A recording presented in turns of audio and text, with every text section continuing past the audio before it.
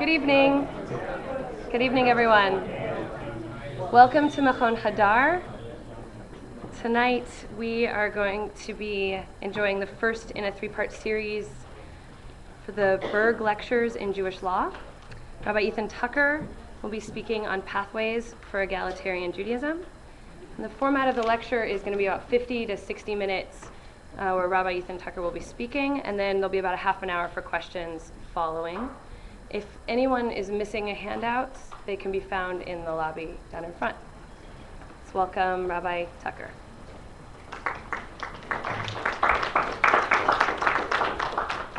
Welcome. So thank you for coming. A couple thank yous to begin. Thank you first to the Berg Foundation, which makes these lectures possible and open and free to the public. And it's really our pleasure for the third year in a row to be doing this series, which focuses on Jewish law, overarching theories, and practical consequences of thinking about topics and ideas that are critical in the contemporary world. I also want to begin with a thank you to the full-time fellows here at Yeshivat Hadar, who anchored this space as a Makom Torah for the broader community, for these lectures, for our evening Batei Midrash, and for really everything else that goes on in this building. This three-part series is going to be focused, as the title indicates, on egalitarian Judaism and pathways forward.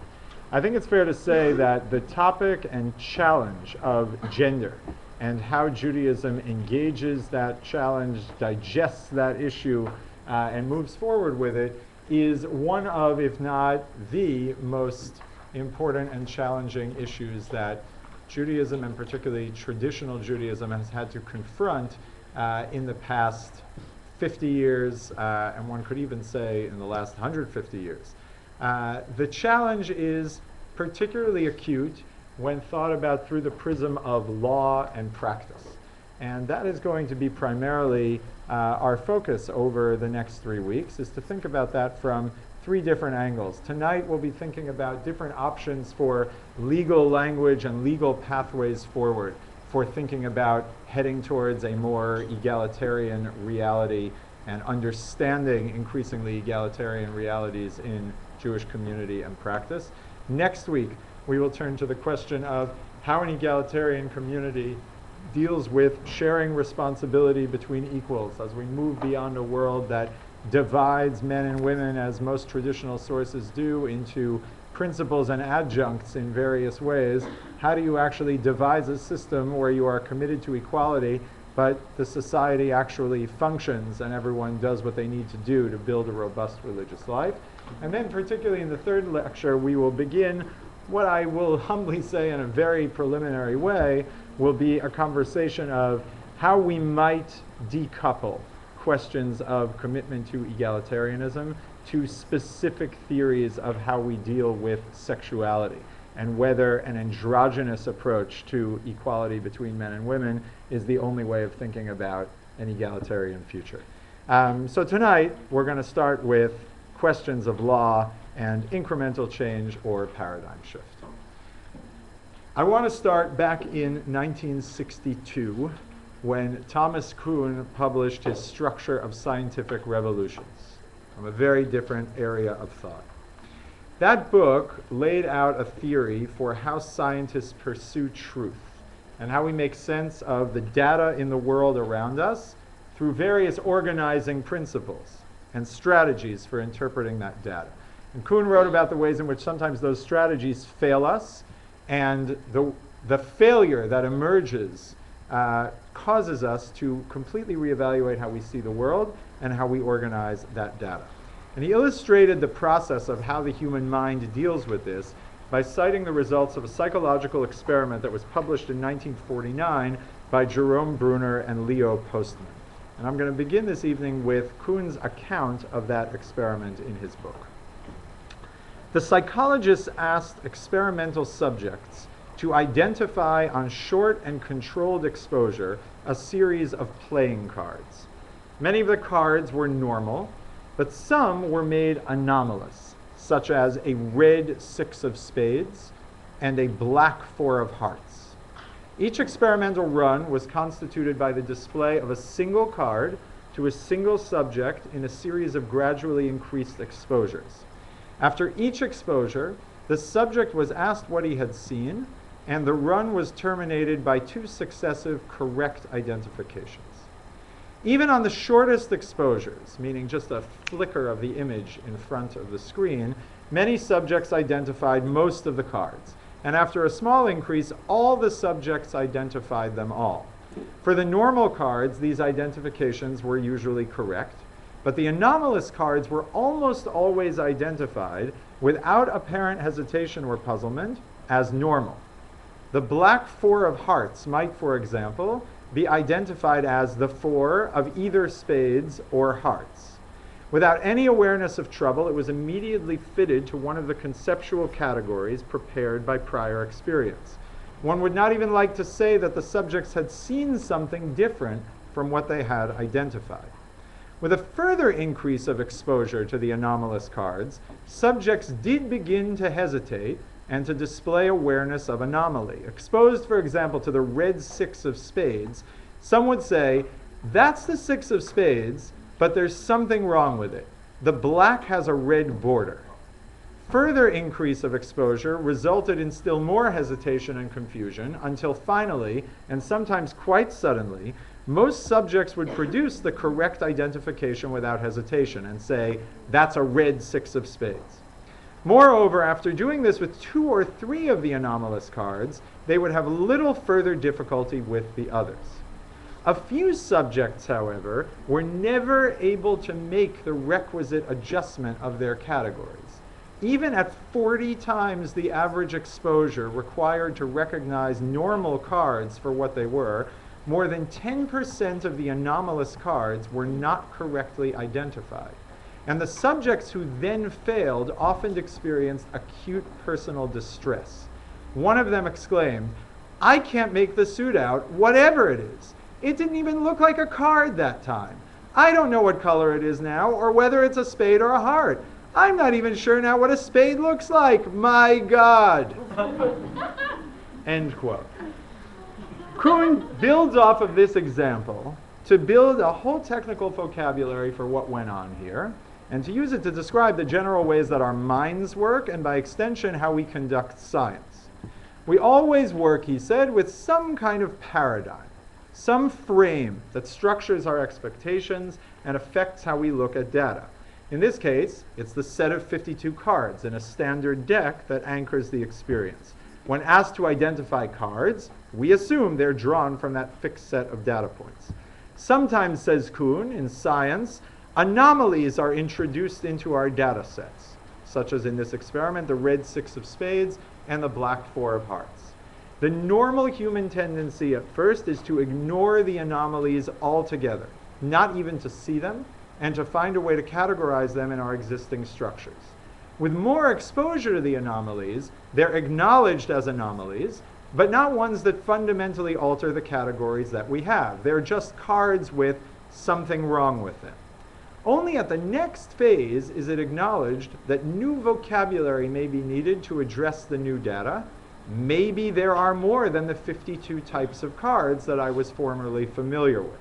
And it's at that point that what Kuhn calls a paradigm shift can occur, and we can name this card as a red 6 of spades, something that did not exist before, and maybe we even come up with a new definition for red spade, coining a new word to describe it.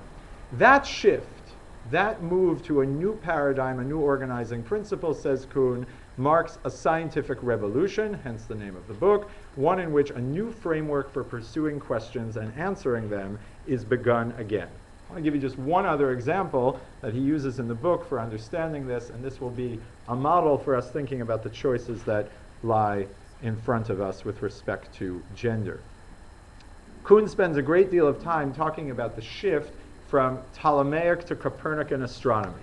The Ptolemaic model of understanding the universe had, as did most of the ancients, the Earth at the center and the sun moving around the Earth. Copernicus came along at a time when any number of anomalies were beginning to creep into the Ptolemaic system. The problem is that if you have the Earth and the sun alone as a controlled system, Doesn't look that different to have the Earth going around the sun or the sun going around the Earth. And that part held up pretty well. The problem is the other planets give you a great deal of trouble. The idea of what the experts know as retrograde motion of planets in the sky, the ways in which Mars looks like it's moving this way and then back that way and back that way as the Earth passes it in its orbit, cannot be explained by a simple model of everything revolving around the Earth. And so the Ptolemaic system came up with many, many complicated epicycles and added subtleties to the orbits of the planets in order to explain it. Copernicus came along and said, I have a better way of explaining this entire thing. Why don't you take the Earth out of the center and put the sun there, and then actually all the data will add up. What was interesting in the Copernican case, and this will be relevant for what we'll talk about, is when Copernicus first proposed his theory, it actually did not catch on immediately. And that's because even his system, while it explained some aspects of the data better, did not yet fully explain the data much better than the older system, until other people like Kepler and Galileo and Newton came along to make it more of a coherent picture that actually made sense of the universe. And so while eventually the Copernican model won out, there were these intervening middle years when it was clear the old model was no longer explaining all of the anomalies. A new paradigm was needed, but we were not yet standing in the moment where that paradigm was ready to be fully embraced. Now, when we think about egalitarianism in the context of Jewish law, I think these analogs from the history of science and how we think about explaining new data with new language are very instructive.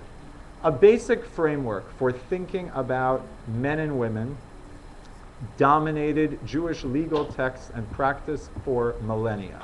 Questions of obligation, leadership, literacy, social standing all broke down quite clearly along gendered lines.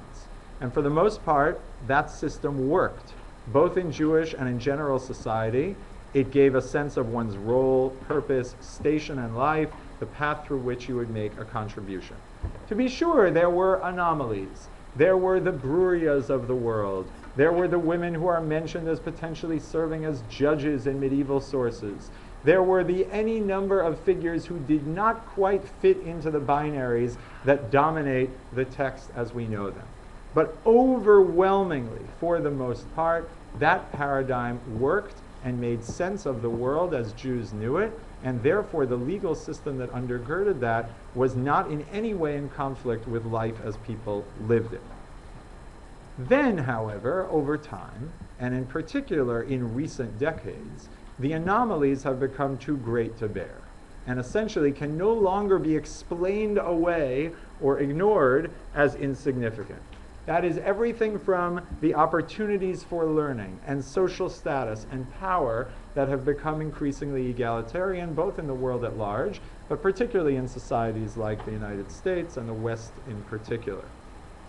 Continuing non-egalitarian practices from the past in an increasingly egalitarian environment runs the risk of running our daily lives in a way that is totally unmoored from the way in which we approach Jewish practice. That is the anomaly with the old paradigm that we all live in, and the reason why this topic continues to engage and vex Jews who both want to have a strong foothold in the ancient language of the Masorah and find themselves living in a world that seems to operate according to very different rules than those that Masorah takes for granted.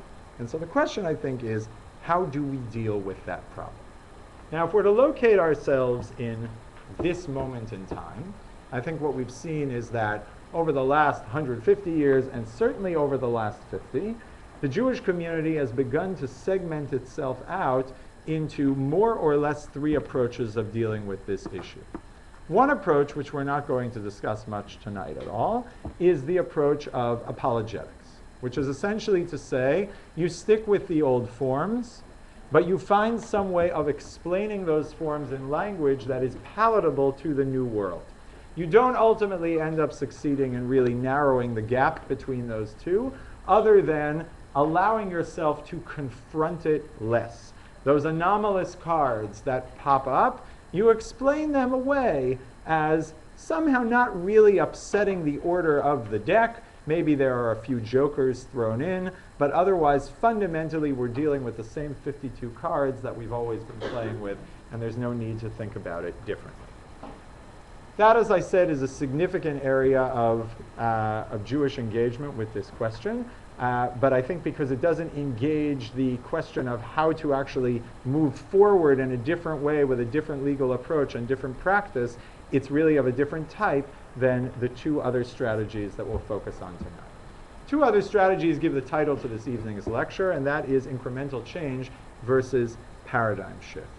Incremental change has essentially been the strategy that has looked at different issues in Jewish life, different issues that relate to the question of gender, and has tried to figure out what can we say about this topic, this case, this text, that in some way allows it to take up more of an egalitarian space in our contemporary environment.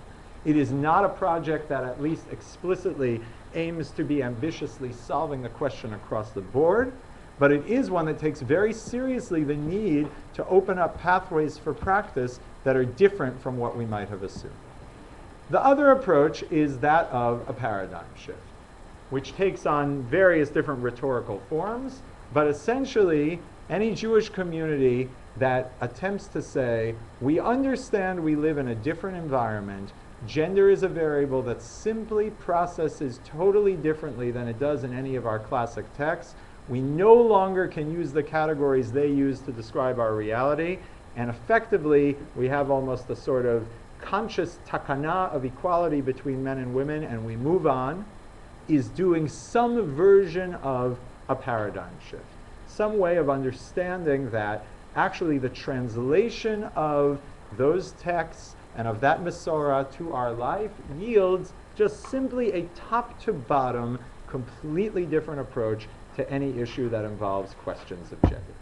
What I want to do this evening through a set of 5 examples is to look at what's at stake when we think about either pursuing incremental change and paradigm shifts, what the different outcomes are when we think in those two different ways, and try to offer some candid assessment on my part of what are the strengths and weaknesses of each, and ultimately to argue why we probably need some of both, which shouldn't surprise those of you who know how I tend to think about things. And then to have time at the end, of course, for us to process that as a group, which I greatly appreciate since I feel at the beginning of my thinking with some of these questions. So let's jump in to these different models of thinking about how we might address questions of gender in Jewish law.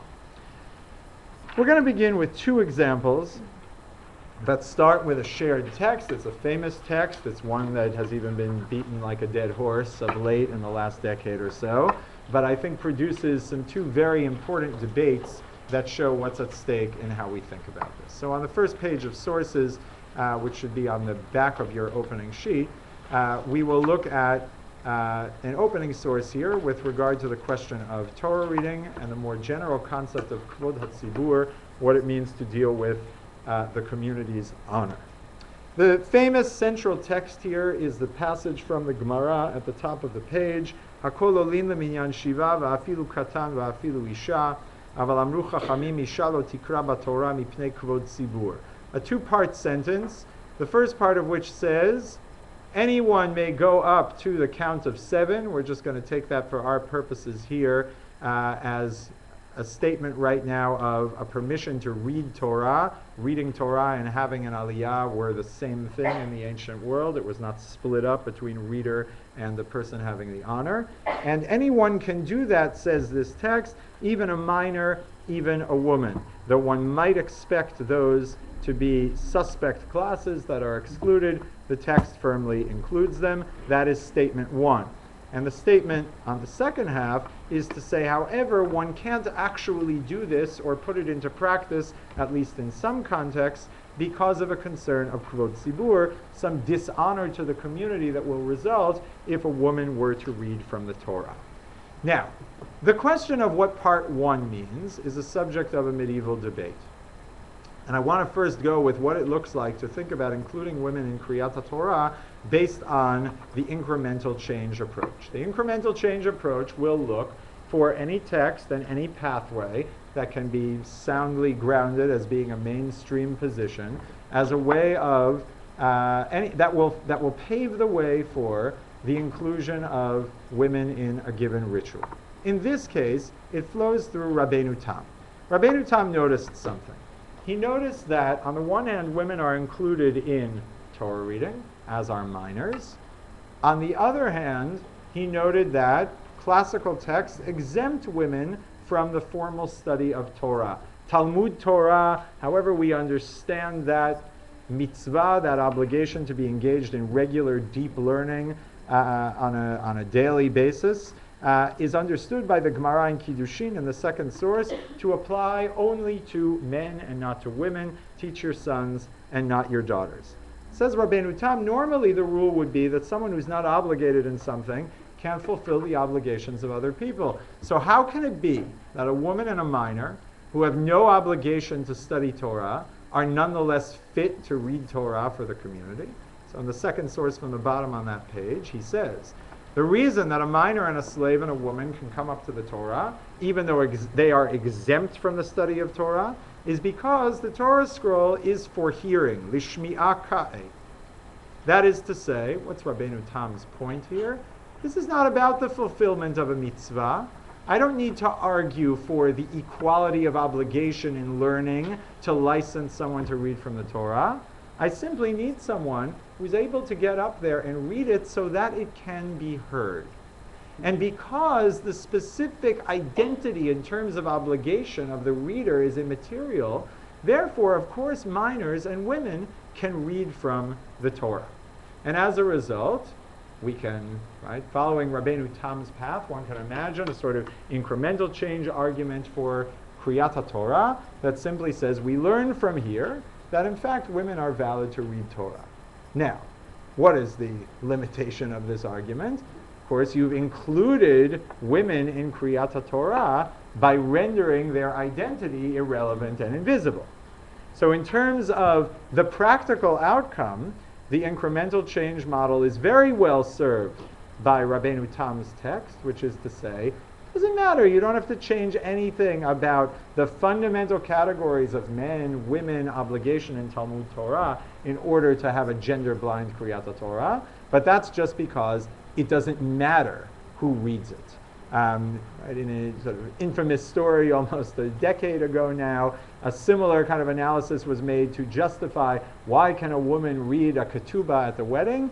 Even a monkey could read the ketubah at a wedding. Even a parrot could read the ketubah at a wedding. It doesn't really matter what the identity is of the person. And so you purchase the inclusion of the person at the cost of the significance of the identity of who's needed for the ritual. And as a result, you can see, as with any incremental change argument, there is going to be the possibility that at least some people in the world of conversation and analysis are not going to buy it. In this case, the Ran, Rabbeinu Nissim in 14th century Spain, demurs from this assessment of Kriyat Torah and says, no, it can't be. The only thing that the text must be permitting when it's including women in Kriyat Torah is the possibility of them serving as adjuncts in the larger reading. Olin lehashlim ka'amar. When we say women can count towards the seven, but not all seven. Surely not all seven could be minors, nor could all seven be women. Kevan delav b'nei chiyuv aninhu.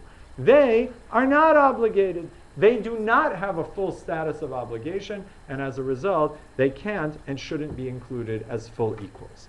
Only a different kind of approach, which we'll get to later, could possibly have women included under the Ran's rubric. All right, so Torah reading, first example, where you see what the pathway looks like for a very non-controversial move towards a gender-blind Kriyat Torah through Rabbeinu Tam, but the sense in which it is predicated on needing to ignore the actual gendered nature of the question and the participants. Turn to the next page. We'll look at our next example. Kvod Tzibur. Both in this category of Kriyat Torah, in the first text that we saw, and in other areas of law, there are certain things that are forbidden, not because they intrinsically corrupt or problematize the ritual at hand, but because there's something dishonoring about them. There's something problematic. We slap onto a certain action a problem of kvod tzibur.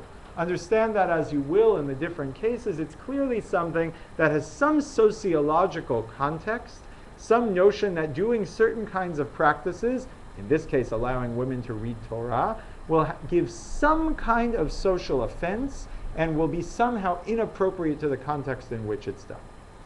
There emerge two basic approaches for thinking about this.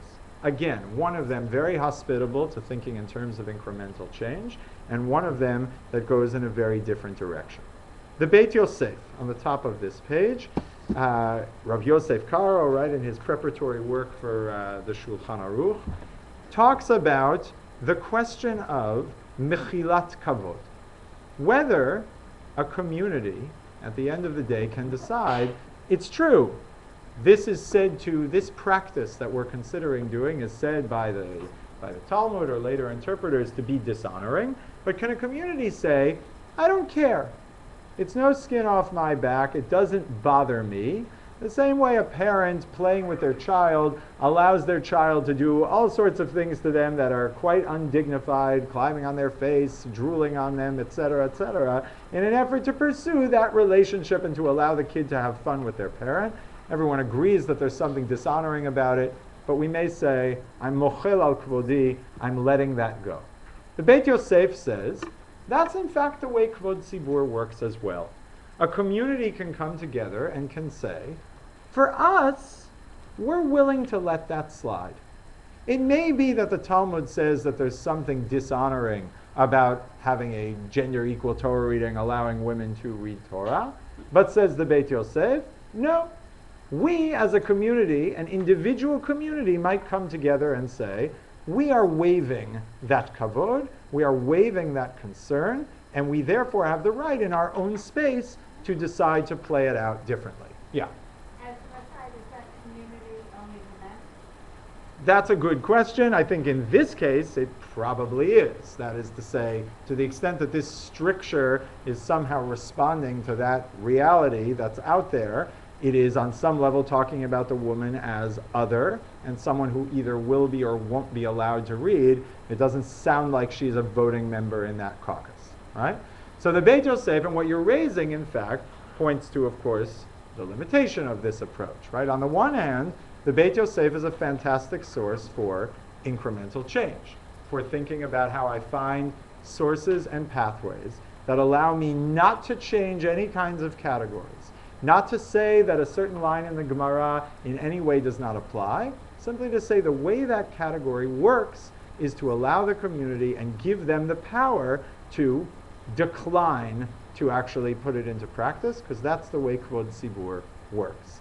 Now there too, what's the major limitation? Major limitation, of course, is what it means to waive your honor is to acknowledge that the thing you are waiving is in fact dishonorable. That is to say, as an articulation of the value behind wanting women to read from the Torah, it is not a strong, robust statement of how that is in keeping with our standards of dignity and honor.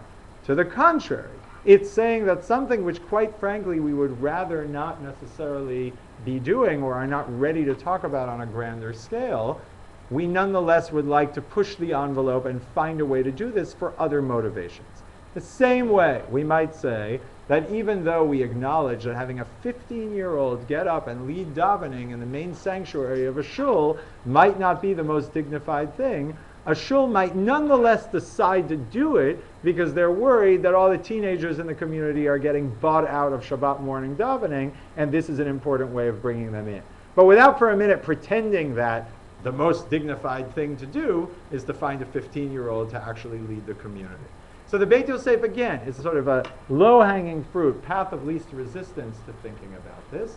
But it's not surprising that someone like the Bach, Rav Yoel Sirkis, the second source on that page, will shoot back and will say, you can't do that. with kvod tzibur. You can't talk about questions of honor of the community as something that you can just wave away. These standards were set up to help us take our rituals and our practices seriously.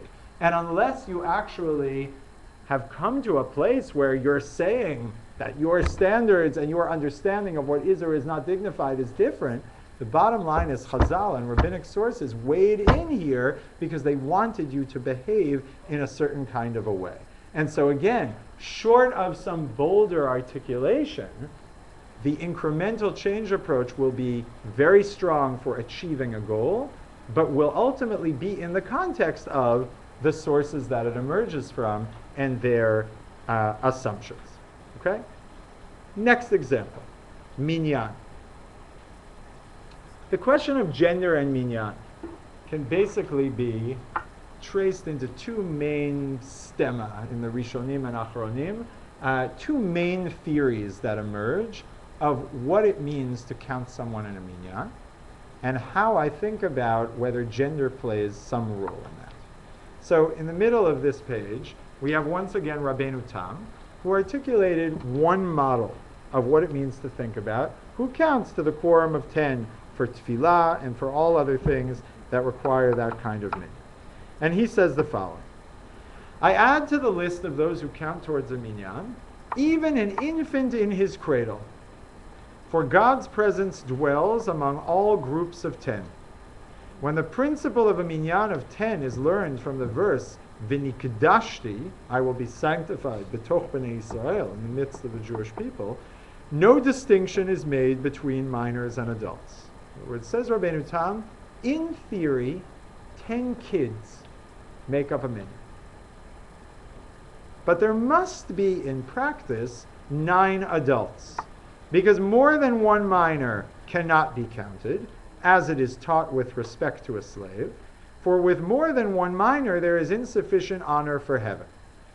The slave here is referring to the passage in the Talmud, which builds up this whole comment here.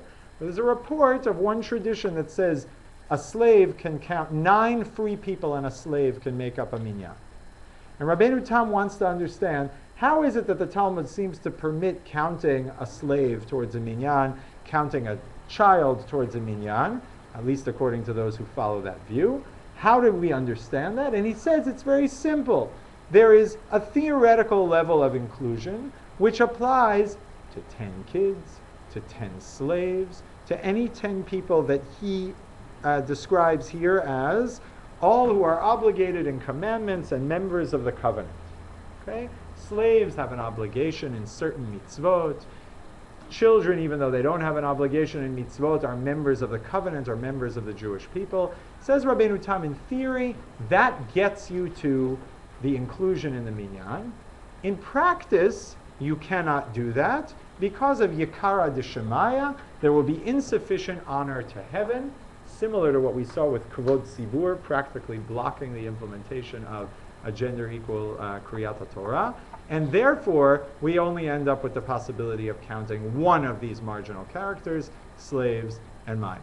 Now, Rabbeinu Tam doesn't discuss women or the question of gender at all. Rabbeinu Simcha and others who came after him extrapolated from his logic to include that. You can imagine the ways in which Rabbeinu Tam forms the basis for thinking about a gender-blind minyan without engaging any broad dramatic shift in category. How so? Fundamentally, Rabbeinu Tam's criteria for who counts, mechuyvei mitzvot u'bnei brit, do the work to count minors and slaves, and they would do the same work to count women, the only potential obstacle being Yikara D'Shemaya.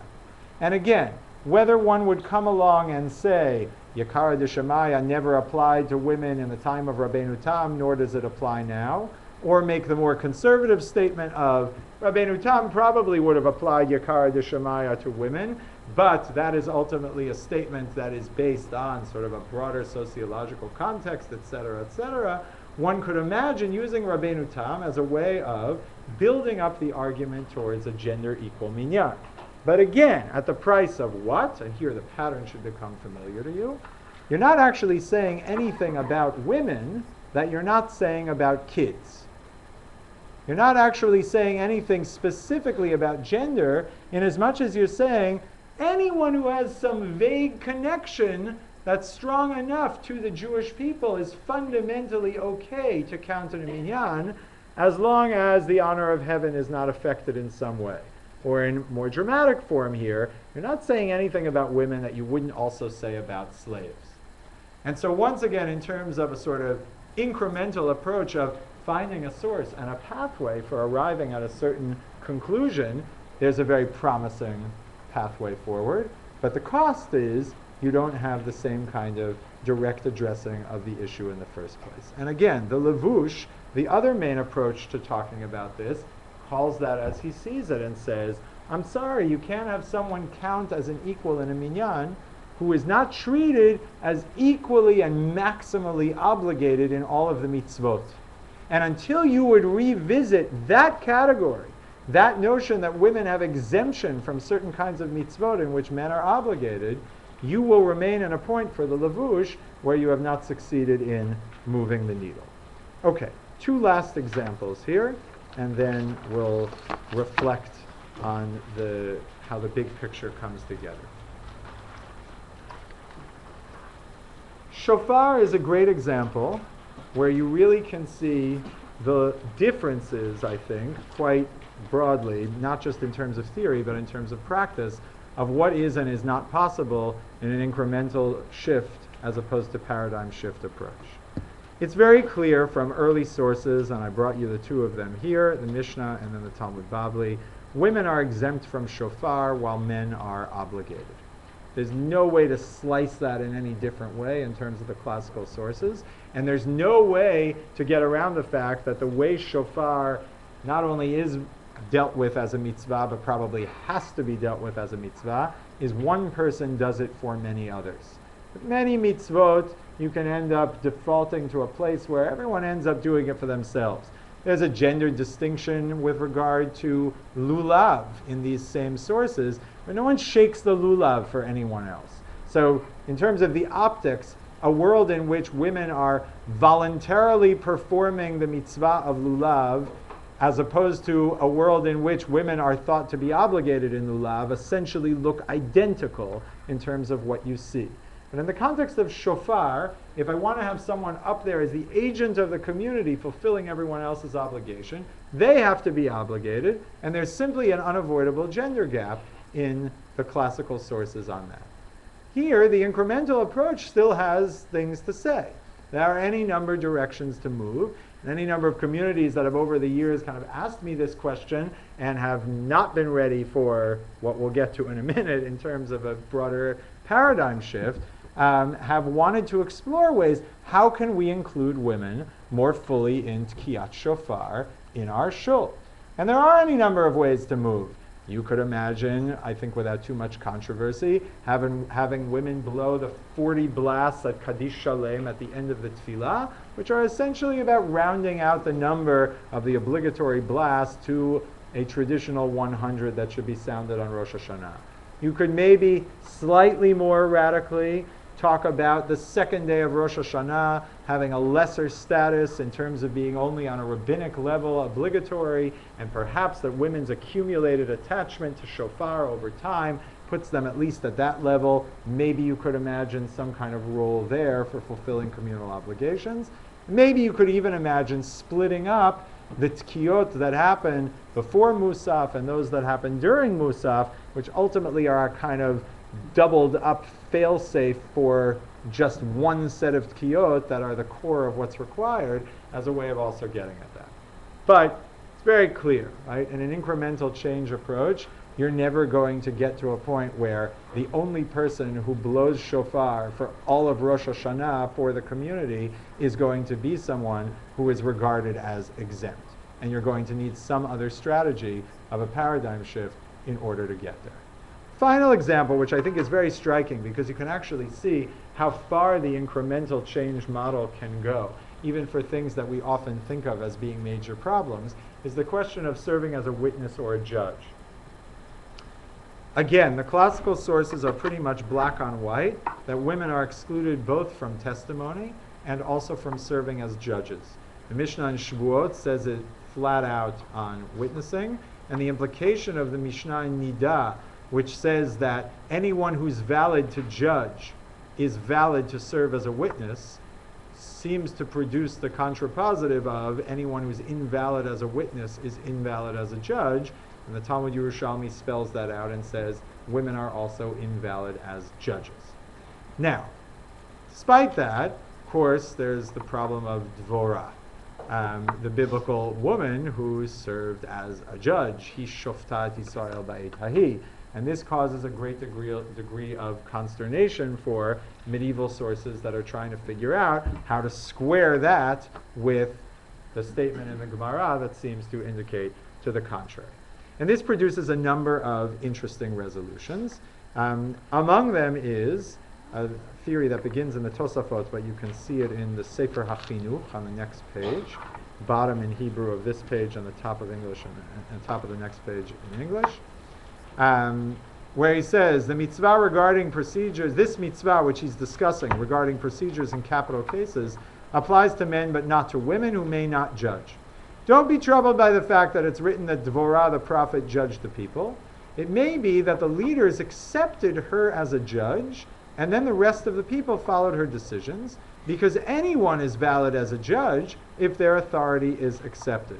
Because all monetary matters can be made subject to conditions set by the litigants, kol t'nai shebimamon kayam. And in fact, there is a whole rich jurisprudence around accepting people who are listed by the Gemara as invalid to be valid authority figures. And the Shulchan Aruch says this straight up, that towns that have no worthy sages to serve as judges, or towns where everyone is an ignoramus, would have been great to live there, but who need judges to decide their cases so people won't turn to the Gentile courts, they can appoint the best and wise people they can find in their ranks based on the judgment of the people in the town, even though such people are not worthy to be judges.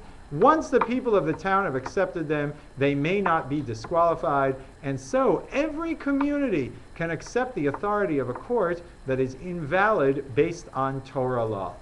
And the sort of culmination of this approach you can see in Mishpatei Uziel. Rabbi Uziel, who was the first Sephardic chief rabbi of the state of Israel, writes the following in the context of there's all sorts of controversy going on around women's suffrage and women serving in the Israeli cabinet and government as ministers, etc. How is the religious community process this? What's the religious language around giving women this kind of power? One of these classic examples of people emerging from a set of texts that reflects a reality where that is not going on, and yet living in a world where the data points and the anomalies have moved to a very different place. And Rav Uziel says something, I think, quite striking. You may not all like where he ends up, but what he feels he has to say to end up there is quite interesting. From everything we have said, we learn that there is no biblical prohibition to be judged by a woman. Even those who disqualify a woman from judging do so because it's compared to testimony, and therefore she is valid if they accept her via a communal ordinance, a takana, just as this is effective with respect to testimony as well. However, in my opinion, it is not right to make such a takana, because it will disrupt the running of the Jewish home and the education of children and their constant care, which can only be done by a compassionate mother who knows the ways of the home. This is circa 1950. Moreover, the judgment is likely to come out wrong on account of psychological tendencies toward excessive compassion, which women are graced with, and also on account of her delicate emotional state. She is easily shamed and prone to crying. Therefore, we should not appoint her as a judge, because the criteria for a judge include being anshe chayil, people great in wisdom and strong of spirit, who fulfill the requirement, be afraid of no one, for the law belongs to God. And then in a second shuvah, he says further with respect to witnessing, based on this, a community may make a takana with the consent of all of its members to validate women for testimony, just as such a takana is effective for validating relatives to testify. And then he says, but you shouldn't do it in marriage and divorce, because the stakes are too high there and the considerations are too delicate and subtle, and ultimately we can't trust women with those matters, and therefore such a takana is unacceptable. But what's striking about Rav Uziel is two things, right? One is he lays out the pathway, bracketing, like forget the social framing of sort of why he practically backs off it. Imagine you're in a situation where you could convince Rav Uziel that actually in your situation, none of those concerns apply, or opposite ones push in the opposite direction. Rav Uziel lays out the pathway for essentially a community via its voluntary acceptance, validating a completely egalitarian regime of both witnesses and judges. But again, how does he do it? By way of saying, you can accept anyone invalid as a judge. Once again, nothing has actually been said on the direct point of gender itself. You have just found a way within the system to allow people who are invalid to be accepted, but fundamentally you still maintain actually the invalidity of that group. Okay? Now, with all of these, the limitations are fairly obvious, and you need to say something else if you want to go the whole route and in fact be able to communicate the values that are motivating the quest in the first place.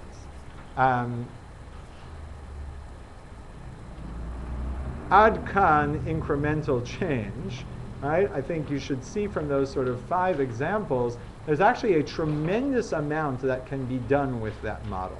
There are a tremendous amount of texts and everything from what you might derisively call a loophole to what you might more seriously talk about as kind of exception and aspect of the law at hand that allows a community, in fact, to broaden it and apply it in a very different way. But each of them has its limitations, fundamentally, ultimately, in preserving the very language that casts specifically women in the cases that we talked about as being in a fundamentally different category from men.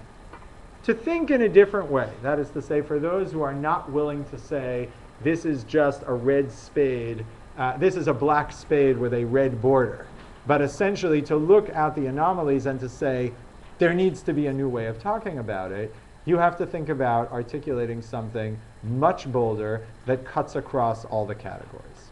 Right?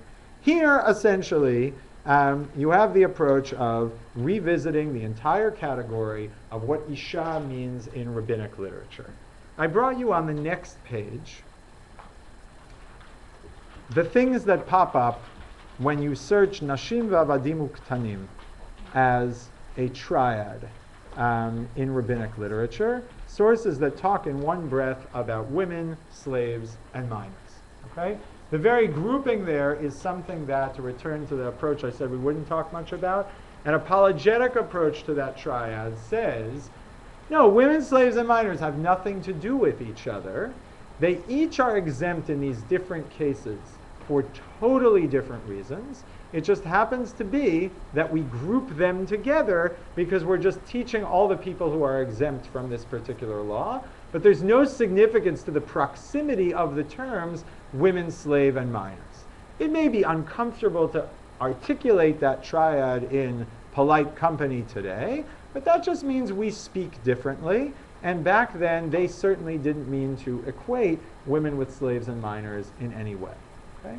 The paradigm shift approach would say, no, actually, from the fact that those 3 are grouped together, I actually learned something about what that category means and is about.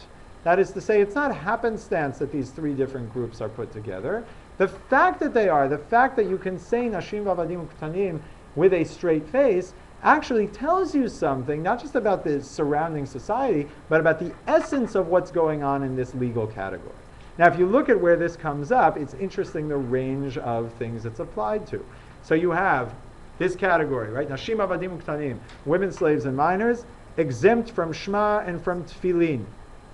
You do not include them in a communal Birkat HaMazon.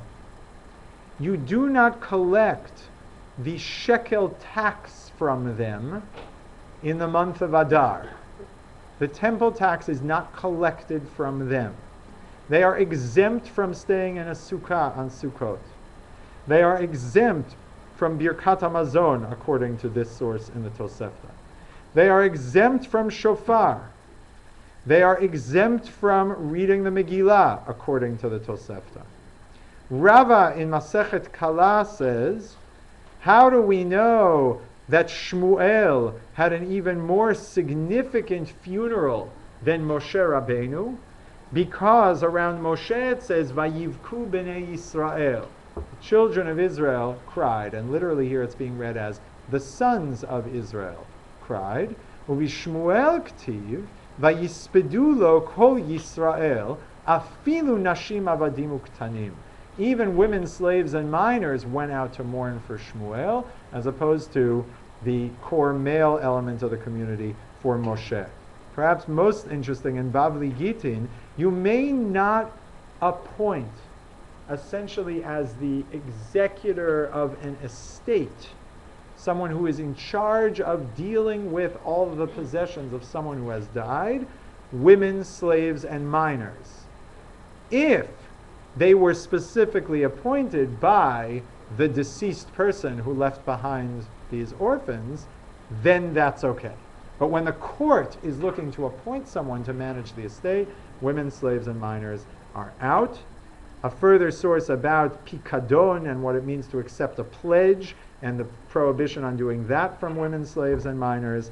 And then finally, this source, which is sort of the ultimate grouping, Rav Chinan, the son of Rav of Pashronia, teaches a Sefer Torah, Tfilin, or Mezuzot, written by a heretic, which, right, Seduki, I'm translating as heretic here, I assume it's beyond just a Sadducee, a Samaritan, a Gentile, a slave, a woman, a minor, or an apostate. That's quite a list, are invalid. As it says, ukshartam uchtavtam, only people who are obligated in putting on tefillin can write sacred scrolls, and those who are not obligated do not write it. Folks like Rav Yoel bin Nun, who is cited here at the bottom of the page, have begun to think about what it would mean to look seriously at this cluster of sources, not see a random collection of different rules that happen to have some commonality between women, slaves, and minors, but to actually say, maybe women, slaves, and minors in this category is not a biological category, but is a sociological category that points to people who are adjuncts. And therefore the translation of those laws to a reality in which those people are not adjuncts, at least women are not adjuncts, is problematic. And Rav Yoel bin Nun says most directly, most women in our day are benot chorin, independent, liberated, could translate that in a number of different ways, and they bear no resemblance to slaves because there is no higher power over them. Therefore, anyone who cites the ruling of the sages, which are based on the notion that a woman is similar to a slave in all arenas, fails to understand that he is transferring a halacha from one reality to another without any basis whatsoever. Our women are not only important, as the Rama already said, that's from another context of law, but they are independent and liberated. It's obvious that we are not speaking about the same category of nashim.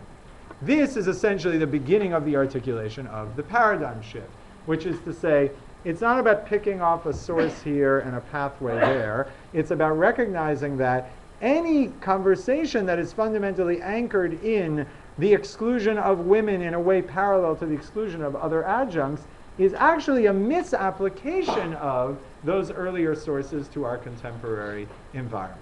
And the explanatory power of that is obviously quite great indeed, and you can imagine all the ways in which it lacks all of the limitations of the other approach.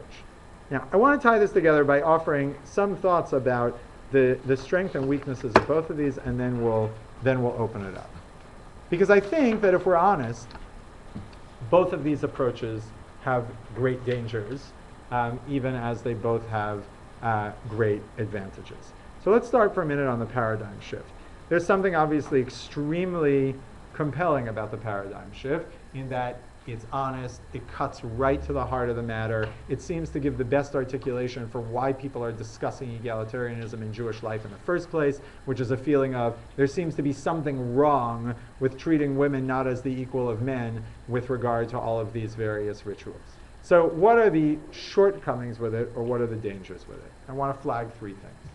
One is, much like Copernicus, without Kepler and without Newton, was not a complete paradigm that everyone was ready to jump on board with, there always has to be, I think, some humility associated with recognizing that paradigm shifts are rarely so simple, and if we don't completely sort of understand and process where they go, there are risks of us not actually playing them out in their entirety with full honesty. Have we worked out all of the elements of this paradigm shift? If there are women that become like men, that is to say, contemporary women, according to Rav Yoel bin Nun, should be classed as the B'nai Chorin, the Benot Chorin of the past. Are there men who become like women? Are there no adjuncts anymore in society? Maybe it's only kids, and maybe that's fine. But have we sort of thought that through? Do we actually have a way of thinking about the principal adjunct divide? We've just taken it away from gender? Or are we just avoiding that in an effort to get to a more grandiose incremental shift where everything just happens all at once? That's one thing that I think is a risk of paradigm shifts, is have you actually thought through all of the implications? The second risk is too much too fast, by which I mean, if you want to think about bringing a community along to a paradigm shift of this sort, the question is, what kind of groundwork is actually needed to make it plausible? This is a recent example that we're living through right now. Think of the importance, the line that flows through, first, the non-enforcement of sodomy laws in the United States, to then the Lawrence v. Texas decision by the Supreme Court that it's actually illegal and unconstitutional to even have such statutes, then to the plausibility of the beginning of a movement in many states in this country to actually legalize and endorse gay marriage. I don't think it is so clear or obvious that without those first two steps along the way, and I'm not here talking about the pace or what's the right pace, I don't know anything more about that than you, but the notion that there's actually preparatory cultural work that happens along the way for a paradigm shift to stick is another thing that one has to be cautious when thinking about a paradigm shift. Has the requisite cultural work been done, at least in the communities that you're not sure are yet there? And in that sense, I think thinking about the incremental change piece as sometimes working in tandem with this, as if you imagine, kind of, one metaphor for thinking about this, if you imagine that what it requires to execute a paradigm shift is to jump from one side of a chasm to another, sometimes that chasm is so wide that someone looks at it and says, there's no way I'm possibly going to make it to the other side. But if you have some way, through some kind of incremental change model, of adding in a little landfill to sort of shorten the jump, that leap may eventually become something that people can imagine getting over. And thinking about that cautious element, I think, is also important. The last thing I want to flag with the paradigm shift is just the fact that we're not just dealing here with red sixes of spades. We're dealing with real religious communities that require sort of a sense of stability and connection to the past. Here, the Sifrei Dvarim, I think, has a very important lesson for us, which is the notion that Dvarim amutarim va'acherim nahagu b'hem isur iyata rashai linhog heter bifneihem. Sifrei engages a fascinating notion, which is there are sometimes things that you know are permitted. You know they're right. But you're in the context of some community that does not permit such a thing. Says the Sifrei, you can't march into that space and just behave in a permissive way in front of that community, the things that they consider are forbidden. Why? That will ultimately do nothing but destabilize that community and essentially make its commitment fall apart. It will not end up actually bringing them over to your position. And always thinking when we imagine paradigm shifts and putting them into practice and where we put them into practice, how to play that out, I think that's another weakness that we have to think about. Now, on the flip side, there are a lot of weaknesses to the incremental change model, and we've talked about a couple of them, but I want to zero in on these four, and then with that wrap up. The first is there's a real risk of dishonesty. Right? That is to say, cherry picking the pathways that get you this result and that result can sometimes end up pretending that There's not actually some overarching problem that is the reason that you're engaging with this in the first place. And there can be a kind of disingenuousness of saying, yeah, I found a way to have women be accepted in an invalid way as witnesses, when the thing that's actually motivating you is you're living in a world where you would never dream of throwing out a woman's testimony in a secular court because of her gender, and that's actually the larger thing that is troubling you. So the risk of dishonesty, I think, is one thing that's very real. Even more serious is the risk of getting it wrong, which is to say not to go with a paradigm shift model for all that it is scary and dangerous for all the reasons that I just said. What if the paradigm shift is right? Like, what if Isha actually is a sociological category in all those texts that we saw? Well, then it means that contemporary women are biblically obligated to sit in a sukkah, to say the Shema, and to do all those things that free adult citizens of the Jewish people are supposed to do. If you avoid engaging the paradigm shift language, you might actually be getting the halakha wrong. And one of the things that is dangerous in that sense about avoiding the category shift is you may actually be misapplying Torah in a serious way. Hitting a dead end, I think, is just sort of the practical question of, it's a question you always get when engaging these sort of piecemeal solutions. What if it doesn't get you the whole way? And that loops you back to, if your motivation in the first place is to get some broader reevaluation, then having that kind of targeted approach is fundamentally limited. In some ways, I think the biggest danger is the tendentious pursuit of leniency, which is to say, when you go all these paths of saying, yeah, it doesn't matter who reads Torah, yeah, the community can waive its honor, yeah, Rabbeinu Tam basically said anyone really counts in a minyan as long as they're basically Jewish, as long as it's not deeply socially and divinely offensive, and we can dispense with that. You start to sound like someone who's basically going around and just sort of cherry picking every leniency that you can find.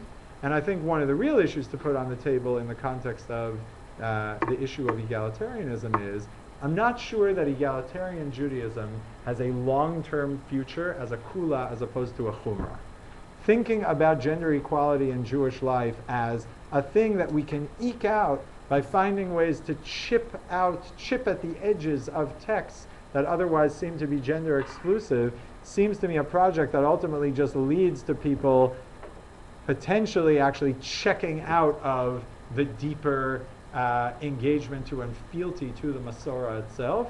And the weakness of incremental change is to reinforce that idea of all I'm doing is sort of playing a game to find some answer. And the power of the paradigm shift, for all its scariousness, is to say, this actually seems to be how God wants me to translate Torah in a way that may actually require me to have more people be obligated in more things than was necessarily the case in the past. Where I want to leave this and open it up is, I think I take very seriously the worth of both of these models and the risks on both sides.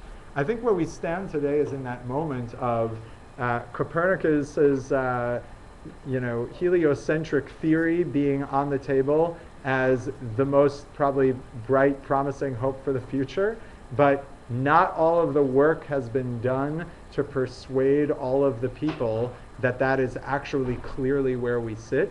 And we sit in this moment where we are potentially shifting from one place to another. I think as long as we are in that space, we actually desperately need ways, both for those who are in a dynamic of incremental change and those who are in a clear truth mode of the paradigm shift, to actually be able to talk to one another and to recognize some kind of common language and shared project, even though they may be at different places along that spectrum. So it's with that and some perspective of this that I'll open it up, invite you to offer questions, thoughts, etc. We'll do this, I'll take kind of a round of a few and then respond in a group. Please. So in the last 2 centuries, perhaps you would say that there have been some paradigm shifts within the Jewish community, specifically the emergence of Reform, Conservative, and Reconstructionist Judaism. Is that the same type of thing, and what kind of lessons might we learn from those? Okay. Great. Yeah. What about those who find the notion that Chazal could not have foreseen shift, the tenses, and also the ramifications that you touched on briefly of making that paradigm shift and then making a million committed, observant Jews, like 500,000 like Orthodox women, over on halacha, on a day-to-day Right. Yeah, please. I'm wondering if there's sort of an implication in what you said that you can choose or direct whether a paradigm shift occurs or not. I know in other areas in the sciences, in several other areas, what basically happens is the older generation dies out. And the shift doesn't happen because people decide we need a shift. It happens because the people who had difficulty adjusting get older, and a newer generation comes in that doesn't have those limitations, and they may be superseded a generation later. So what I'm wondering about is the sort of notion that sociologically, since we can choose rather than we're going, we're part of something that's being swept along, and we'll see where it goes. Right. Okay, great. Yeah, we'll take one more in this round, Eliana. Yeah. In neither category, when you're talking about standards, you mentioned the tendency of the rise of egalitarianism to equal the dropping out of male members of the community. Is that a danger to consider in either of those? Okay, great. All right, so let me take some of those different pieces. Let me start with sort of the question of making people violators, right? Like people who are not doing a mitzvah, don't consider themselves obligated, turning them into violators. So here, I think this is actually like a very central point. And it actually also ties into whether we are driving this shift or not. I think the whole assumption of a paradigm shift approach is that has happened. That is to say, I am not trying to bootstrap my way into some reality by saying, well, this is the way I'd like us to think about it. Therefore, this is the way that I'm going to set up my expectations, et cetera, et cetera. Because at that point, when you're bootstrapping, you're not really actually engaging the translation of the category to your reality. You are somehow trying to sort of imagine some brave new world that doesn't yet exist and dictate it by having people sort of play house in a certain way that will bring it about. And to the extent that that world does not yet exist, then there's actually very little that's compelling about the legal articulation of the legal facts having changed. But if that change has happened, meaning if you actually say, like Rav Yoel has begun to sort of play out, that no, actually the realities on the ground in terms of the sociological reality are the halachic facts that are of interest and importance, then on some level it's to say, I'm not doing anything except to say that it turns out that today this is the way that this has to play out. Now, what do you do whenever you have people who are not kind of in line with that in one way or another? I think you have two basic choices. One is to say, and this is one of the many things that I don't think is fully played out with this paradigm shift, is does this shift have to happen in its totality across the entire Jewish world before it happens anywhere? Does it happen shul by shul? It doesn't seem like it happens person by person, right? There's some sort of broader context here. Is it country by country? Depending on how I break that down, I may create some space for some people to be in a different space than others. Even Rav Yoel uses this word, I think it's interesting, rov, right? Rov hanashim she'almenu benot chorinen. He has some acknowledgement of the fact that there are still lots of women in the world that he would look at and say, I'm not sure that this person's status is so different sociologically from the women that Chazal were addressing themselves to. All I know, he says, is the majority of them, at least in whatever subset he's looking at, are not. Now, I think Rav Yoel would say to you, all I can do is either understand why the subset that you're talking about actually is still exempt, like they still belong with avadim uktanim, and that makes sense. Like it's actually totally coherent. Or I have an educational project to sort of work along that shift for people to understand the ramifications of what they're doing. Now, I think there's any number of ways to do that. Right? The best example, I think, is the Kriyat Shema case. Nashim avadim uktanim turim Kriyat Shema. Why are women, slaves, and minors exempt from Shema? When you translate that as like women are exempt from Shema and try to explain that today, it's a very hard thing to explain. It's not something people have any intuitive connection with. And in fact, like most Orthodox women say Shema with regularity, despite the ruling of that Mishnah. If, however, you understand it in the way that the sort of paradigm shift model would understand it, which is to say, wait a minute, I'm not going to assume this is a biological category. I want to understand what would be common about Nashim Avadim Uktanim that would have relevance to Shema. I come up with a very different reading, which is to say, what's Shema? Shema is Kabbalat Ol Malchut Shamayim. That's what it is for Chazal. It is about accepting God's authority over my life. Who needs to do that? The person in society who imagines that they stand at the top of the pyramid and no one's in charge of them has to be reminded morning and evening that they are obligated to have a divine authority over them. Women, slaves, and minors know every step of the day that they are not the head honcho. Therefore, they're exempt from Shema, from Kabbalat Ol Malchut Shamayim. To take a contemporary woman who is a surgeon, who may serve in a governmental capacity, who may have any number of powerful positions in society, and to exempt that person from Shema, this goes to the risk of getting it wrong, it may just be that that's a problem. And to the extent that that person, I don't think it's right to say that person is sinning, right? No one's sinning if they're doing something that they are not aware they're doing something wrong with, right? Meaning there's something below yodin, but it's like they're not going to bring a chatat to the Beit HaMikdash. The question is not whether we're creating people who are sinners. The question is whether we see the facts on the ground such that we need to educate people differently. And there I would say if the facts come out a certain way, you may have an obligation to actually persuade people to change their behavior. Now, I hope that mostly addresses, I think, the question of can you direct this? I agree. There's clearly with all of these things some degree of kind of absorption by the community over time. But I do think the real plausibility of it is grounded in whether you actually think the moment has already arrived in terms of the sociological plausibility of the shift. And here's where I think the science piece is actually a useful metaphor, which is to say it has to actually explain the data better.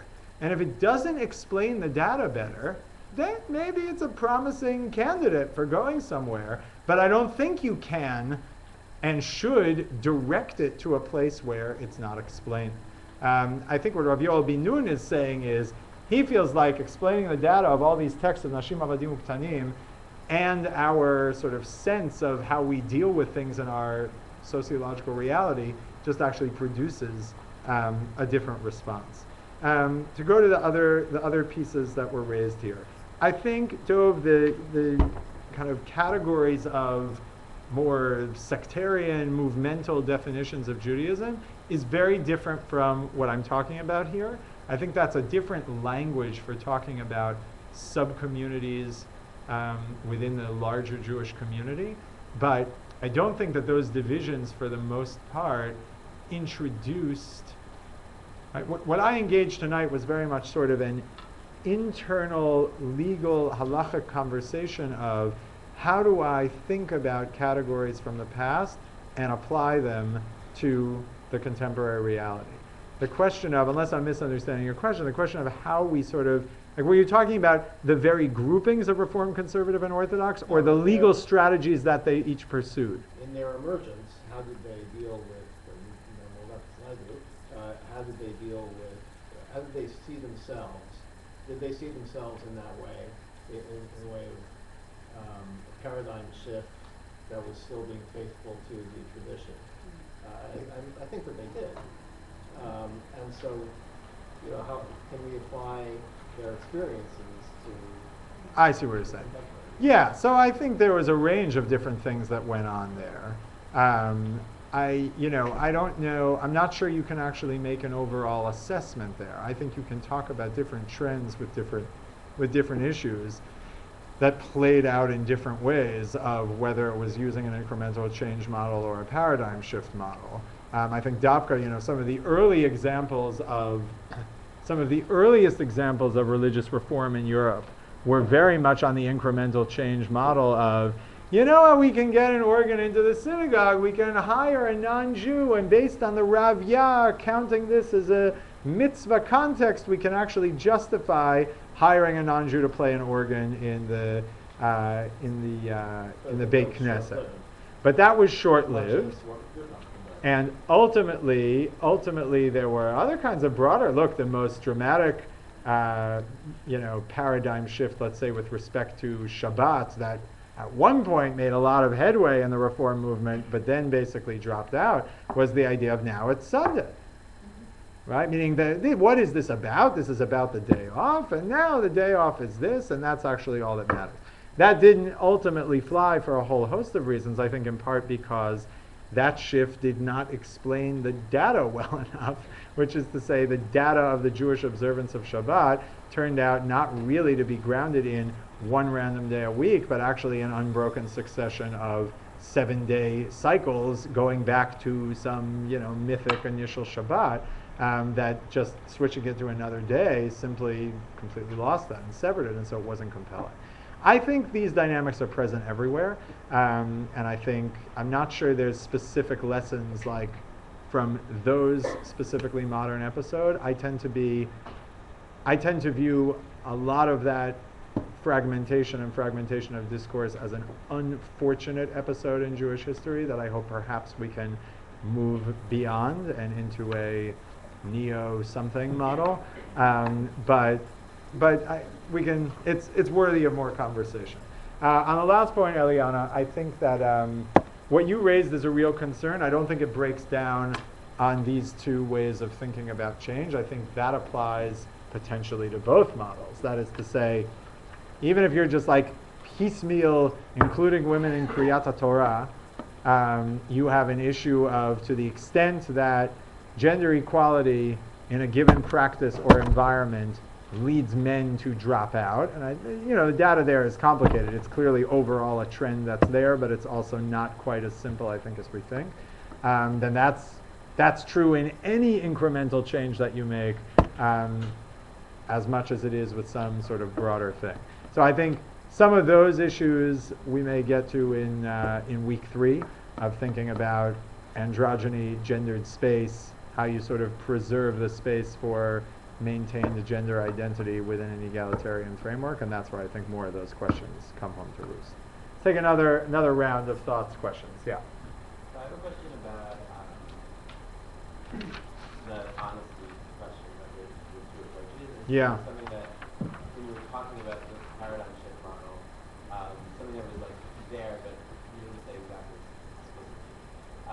So it seems that the whole framework that you're talking about, incremental change and paradigmatic shift, is premised on the notion that there's some sort of deep motivation for getting from a place where we currently are to a place where we want to be in the future, and how do we achieve those things. And in both of those, and that fact describes a particular community in this way. I guess in the talk there wasn't any explicit mention of the reasons why. The closest that we got was sort of describing what you call describing the data points or lived experience and trying to make understanding of halacha fit with those experience. And the closest rabbinic source for that was Rav Yoel Ben-Nun, who talked about Rov HaNashim, which is basically a nod towards like an explanation of the sociological reality of our society. Correct. So that has me wondering whether or not the closed system of halakhic analysis is capable of achieving the place that we want to get without recognizing sources of knowledge that are external to halakhic discourse, being sociology and science and other forms of knowledge whose job is to explain that. Great. Yeah. You don't cite any sources from Tanakh accept the premise that Tanakh is revealed in a way that maybe Mishnah isn't, how do you get around the fact that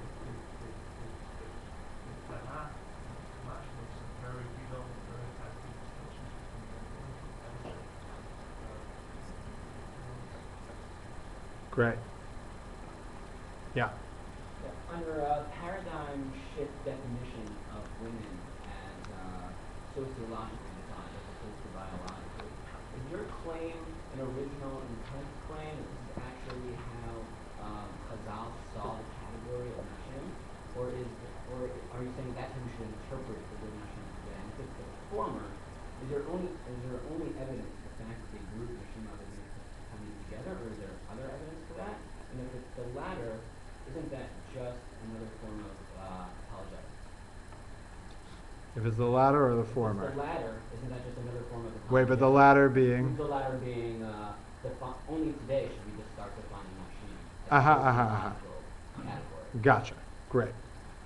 Good. Okay. One more. Yeah. I'm curious about the question of truth with a capital T and what role kind of multiple truths plays into this. There's been a lot of talk about kind of assuming that egalitarianism is like the truth for everyone, and that whether we have the approach of incremental change or paradigm shift that everyone's working towards this kind of goal that apparently we all agree on. And I'm wondering what the role is of acknowledging that there's women who are choosing to stay at home and actually are not egalitarian or understanding it, or people who are genuinely concerned about trends of modern society and kind of reacting to that, and what role we can include them in this conversation, even if it means that we just acknowledge different paradigms within the whole.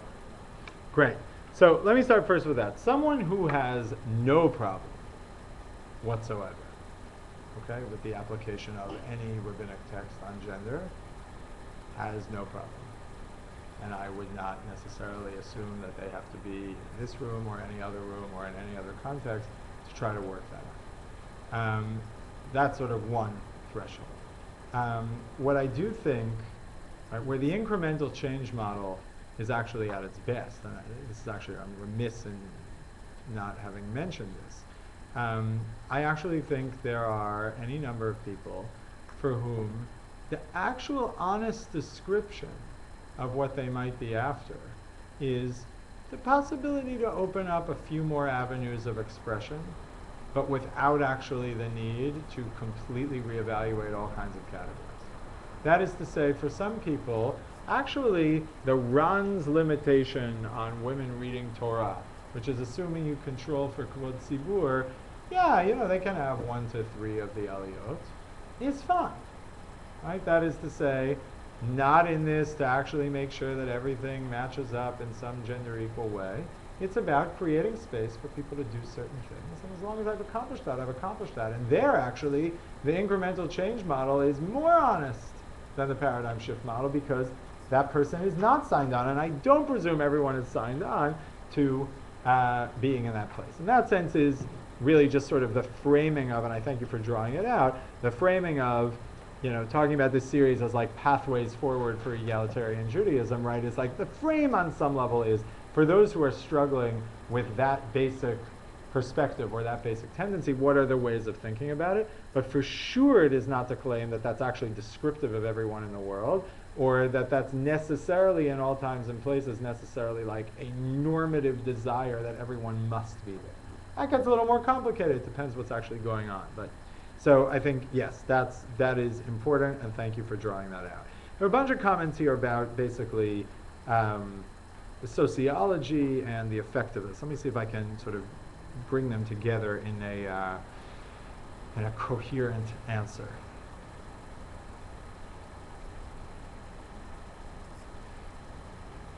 Well, let's start with Tanakh. Yes, I think my favorite on this is Parshat Arachin in the end of Bechukotai, where pretty much you have it straight up. It's the 3/5 rule, but it's not about slaves, it's about women. Right? Men are worth 50 shekels and women are worth 30 shekels. Now, that's a text that says some very clear things about differences of men and women. However, I would say to you, and maybe Davka Parshat Arachin is kind of a good example of this, that does not answer the question of whether the fundamental key issue there is one of biology or sociology. I would say to you that Davka, perhaps a text that tells you men are worth 50 and women are worth 30, and men above a certain age are worth this and men below a certain age are worth this, is actually engaging with some kind of sociological worth of labor, etc., some other metric of what's going on there that is not necessarily intrinsic in the same way. And you are correct that a fuller playing out of this, and this goes to your question of sort of the motivating values, has to also get to what are the internal texts that point in that direction, right? I don't want to claim there is no such thing as an essentialist text in rabbinic literature. I'm not saying that at all. What I am saying, and I think what Rav Yoel Ben Nun is saying, is the texts that talk about women in the context of slaves and minors seem to be texts that are about sociology. Texts that talk about nida seem to be texts that are talking about biology. You can see my 6-part series on that from last year. But none of what we talked about here has any effect on, in the paradigm shift model, has any effect of dealing with that via texts that talk about nashim avadim uktanim. And in that sense, the question of internal-outside influence is complicated here, because if the halachic category itself, as Rabbi Yoel Ben Nun claims in these cases, is itself a sociological response, is essentially saying the people who function as adjuncts in the society are exempt from these things, then the only sense in which I'm engaging external data is the sense in which that's the data that the internal sources are telegraphing to me is significant. Now, as far as where we get that from, so how we determine that that's what the context is of these sources. Well, here, if we were playing this out fuller, you would see the ways in which the Gemara itself plays with certain groupings as telling me something significant about the group. So the Gemara in Chagiga reflects on the triad of Cheresh, Shotev, Katan, where you are dealing with the intellectual, well, let's just say you're dealing with someone who is deaf and someone who is lacking in normal adult intellectual capacity, and a minor. And the Gemara says, how do I know, basically, that the deaf person that's talked about here doesn't include a deaf person who can speak, even though that person's also a cheresh, also deaf, is because it says, cheresh dumya deshotev katan. The fact that it's groups there tells you it's the kind of deaf person who's like a person of incomplete intellectual capacity and a minor. Therefore, a deaf person who is not like that is not in this category. And that's then this basis for, later poskim of saying, and even someone who's deaf and can't speak but can speak sign language, they may not be in that category either, and they should be able to be counted in a minyan, and for sure they have to put on tefillin every day, et cetera, et cetera, et cetera. So it's not, right, it would be nice if there were that Gemara, like Isha Dumya de Eved, et cetera, that play that out, but the basic notion that those groupings actually have significance and produce legal results, that's already in the Gemara. And I think while Rav Yoel doesn't play that out in this source, I think the sort of the next place is to say, well, actually, yeah, it's pretty interesting that Nashim Avadim Uktanim appears in a number of areas like, economic and other kind of status issues as a grouping. And, I gave the example of Kriyat Shema, but I think there's any number of other examples where you could actually understand why this mitzvah would only apply to a principle and not an adjunct. But that would be sort of the way of needing to play that out. The Agadah kind of behind that and feeling that that's legitimate, and the sense of, and also the question you're asking ultimately about original intent, about just both of those separately. Like on the Agadah question, look, there's a lot of other things that I think have to be brought to bear for, if we were not to assume that everyone's on the same page, and we were trying to sort of lay out what is the reason that I'm motivated by this. So I have no problem saying in the Nashim Avadim Uktanim cases, I may just be motivated actually by the data. That's hard to explain. But then there's any number of other things. The paradigm that's offered by Bereshit Aleph and the midrashim surrounding it of at least the original ideal state of humanity being one where there is one man, one woman, there is equality of creation between them, and there is not yet a hierarchy that has developed in the wake of eating from the tree, etc., etc. More significantly, the Sifrei B'Midbar on Benot Tzlofchad, which has Chazal imagining Benot Tzlofchad saying that actually God doesn't care about the differences between men and women. It's just human societies that set it up that men get the advantage over women. And therefore we're going to approach Moshe because we know if we go to God directly on this, we're going to get a fair shake in terms of inheritance because God doesn't care about those sociological silly gender divisions that people come up with. Texts like that are clearly also part of some internal conversation that does imagine there being some more ideal space of equality that is to be striven towards, even if it's not the total reality in all aspects of the world. And when you ask about the question of sort of original intent, I think this is where it's tricky, and this is why, here I'll end, this is why I don't think we throw out the incremental change approach so quickly, because ultimately the situation we're in is one in which Chazal, for sure, Isha was simultaneously a biological and a sociological category for them, and I do not think they even would have really had they certainly wouldn't have had that language to distinguish between those two aspects in terms of playing out the vision of what are the role of genders and men and women in society. That said, Katan is a good example of this. Katan is sometimes grouped with Cheresh and Shoteh. A minor is sometimes essentially treated as someone of inferior intellectual capacity, and is sometimes grouped with Isha and Eved, sometimes groups with those who seem to be of some kind of inferior social standing. The fact that those lists jump around does seem to indicate that they have some sensitivity to an awareness of the fact that, yeah, in fact, these terms, it may be that a woman fits into both categories, but in certain contexts, there may be more significance to one aspect of that than in the other. I think ultimately, if you want to be kind of standing within this conversation and seeing yourself in one way or another as an Eved Hashem who is trying to actually apply the words of the Torah to the contemporary world, you have to imagine on some level that what you're always doing is original intent as correctly applied. Right? You're never asking the question, because it's impossible historically to ask the question of, would Chazal have spoken exactly the way I'm speaking to you tonight if you asked them the question? Of course they wouldn't. They lived in a different time. The question is, if we were able to teleport Rabbi Akiva to this room and have him acclimate himself for a few minutes, would he end up saying the things, right? Would he end up saying those things? Is that original intent? Is it not original intent? I'm not sure. But it's something we should feel that our translation of their original words is in keeping with their original intent as applied to their reality. We'll leave it to there and pick it up next week.